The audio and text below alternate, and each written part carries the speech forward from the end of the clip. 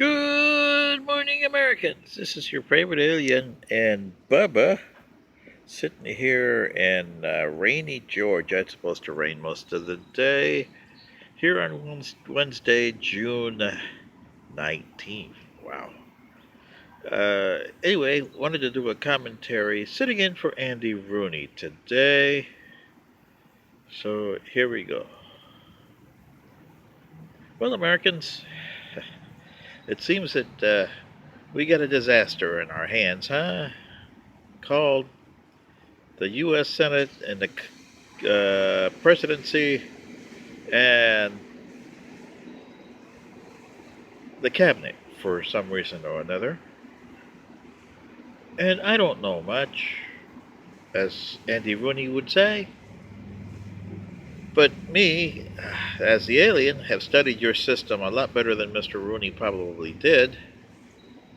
So, Mr. Rooney, with your permission, and I hope you give it to me wherever you are, here goes what my opinion would be if you were commenting this. Well, Americans, here we got a mess in our hands, and it's of your own making, really. Well, your founding fathers. Like I told you before, the Constitution was an unfinished product. Jefferson knew that when he wrote to Madison and said, a half a loaf is better than no loaf at all. But the ways you guys have handled the Constitution over the last 241 years, it's down to maybe the heel on the loaf, because you guys have been chopping it here left and right, huh? The executive department. The Constitution under Article 2, Section 2 says that the president has the ability to form a cabinet, but they call them advisors.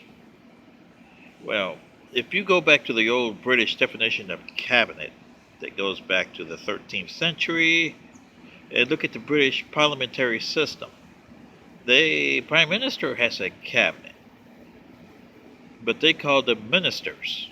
Minister of Defense, Foreign Minister, Minister of Interior, or whatever else ministries they got over there. The United States decided to call them secretaries. That kind of misnomer, right? Secretary, you would think they'd all be females, wouldn't you? Well, they're not.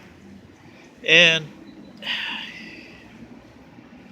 the way they're done is, in the beginning in 1789, there were four of them: Attorney General, Secretary of State, and Secretary of War, which today is the Secretary of Defense, and the Secretary of Treasury. And I bet you that old Georgie Washington there is probably landing on his grave and he says, damn, I really messed up on that first cabinet, didn't I? Because, he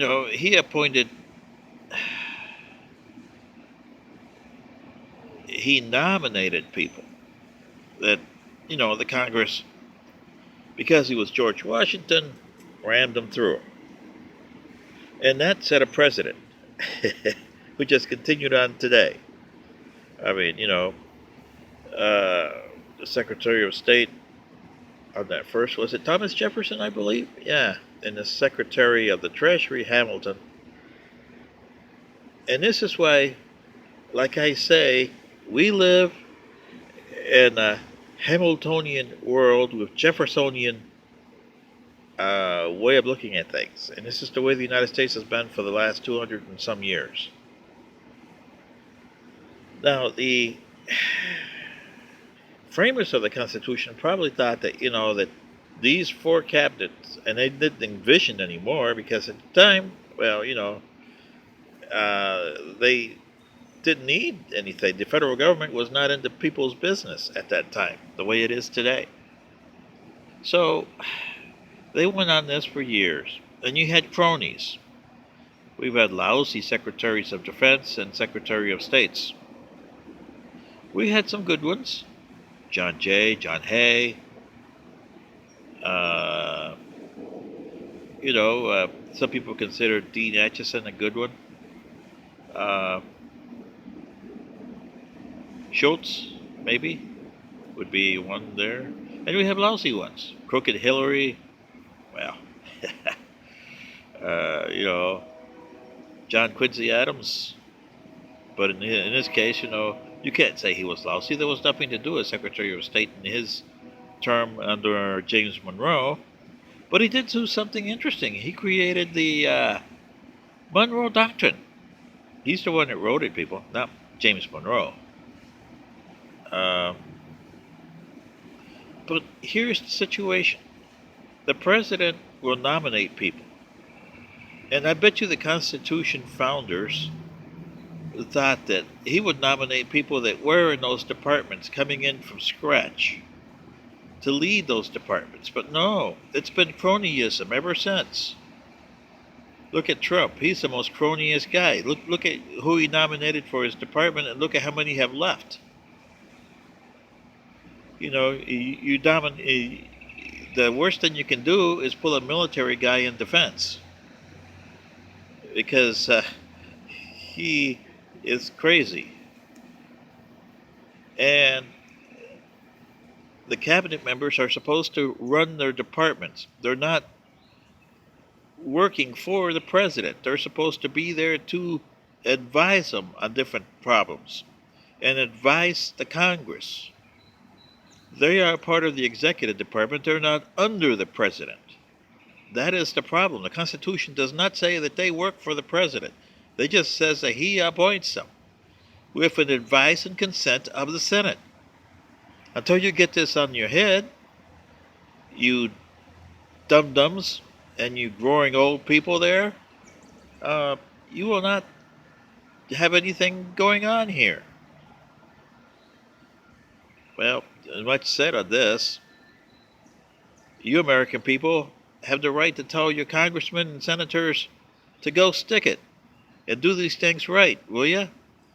And if you don't like the president, vote him out of office. But look at those 23 dum-dums. Do they have any things to be president? No. It's about time where you sit down and decide who would be a good president, and not just political. I mean personal and international. You need that. This is your favorite alien saying, I'm here sitting in for Andy Rooney. Have a good day.